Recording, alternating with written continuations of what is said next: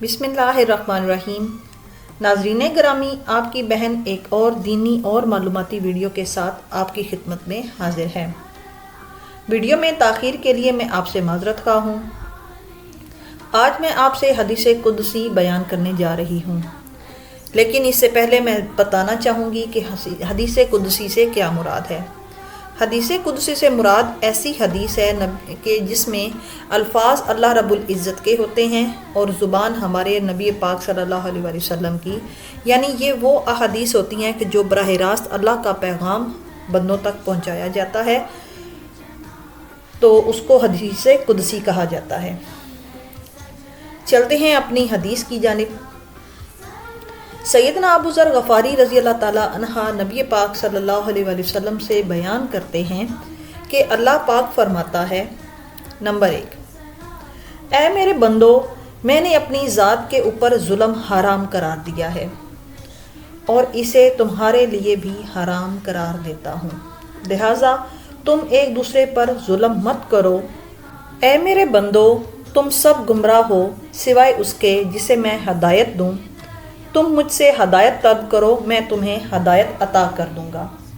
Number 3، اے میرے بندو، تم سب بھوکے ہو سوائے اس کے جسے میں کھانا کھلا دوں۔ تم مجھ سے کھانا طلب کرو، میں تمہیں کھانا کھلا دوں گا۔ نمبر 4، اے میرے بندو، تم سب ننگے ہو سوائے اس کے جسے میں لباس پہنا دوں۔ تم مجھ سے لباس مانگو، میں تمہیں لباس دوں گا۔ نمبر 5، اے میرے بندو، تم رات دن خطا کرتے رہو اور میں ہی تمہارے گناہوں کو بخش دوں گا۔ تم مجھ سے مغفرت طلب کرو، میں تمہاری مغفرت کر دوں گا۔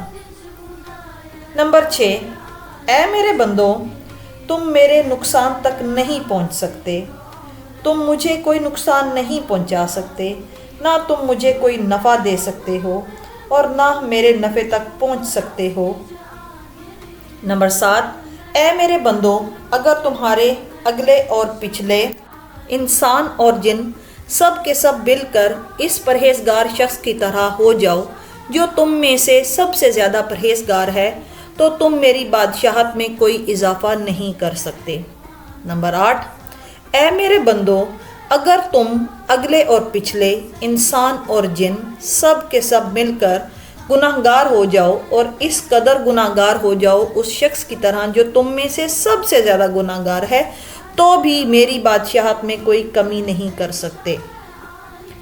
نمبر 9، اے میرے بندو، اگر تمہارے اگلے اور پچھلے انسان اور جنات سب کے سب مل کر ایک میدان میں اکٹھے ہو جاؤ اور مجھ سے سوال کرو، تو ان میں سے ہر ایک کو اس کی خواہش کے مطابق عطا کروں گا اور میرے خزانے میں اتنی کمی بھی نہیں آئے گی کہ جتنی ایک سوئی کو سمندر میں داخل کرنے سے۔ سبحان اللہ۔ نمبر 10، اے میرے بندو، یہ تمہارے ہی اعمال ہیں جن کو میں نے تمہارے لیے محفوظ کر لیا ہے اور پھر میں تمہیں ان کا بدلہ دوں گا، لہٰذا جو شخص بہتری پائے وہ اللہ کی حمد کرے، یعنی اللہ تعالیٰ کا وہ شکر ادا کرے، اور جو تم میں سے اس کے برعکس پائے، یعنی برائی اس کو پہنچے، تو وہ اپنی ہی ذات کو ملامت کرے۔ اللہ اپنے بندوں پر ظلم نہیں کرتا۔ ناظرین گرامی، یہ تو تھی ایک خوبصورت حدیث قدسی جن میں اللہ پاک اپنے بندوں سے براہ راست مخاطب ہے اور انہیں راہ ہدایت اختیار کرنے کی تلقین فرما رہا ہے۔ اللہ تعالیٰ سے دعا ہے کہ وہ ہمیں کتاب و سنت پر عمل کرنے کی توفیق عطا کرے اور اپنے نیک بندوں کا قرب نصیب فرمائے۔ آمین ثم آمین۔ ملتی ہوں ایک اور انفارمیٹیو اور دینی ویڈیو کے ساتھ، تب تک اللہ حافظ۔ آپ سے گزارش ہے کہ آپ ویڈیو کو لائک اور شیئر کریں اور میرے چینل کو سبسکرائب کریں۔ اپنی قیمتی آراء کا اظہار کمنٹ باکس میں کیجیے۔ جزاک اللہ۔ السلام علیکم۔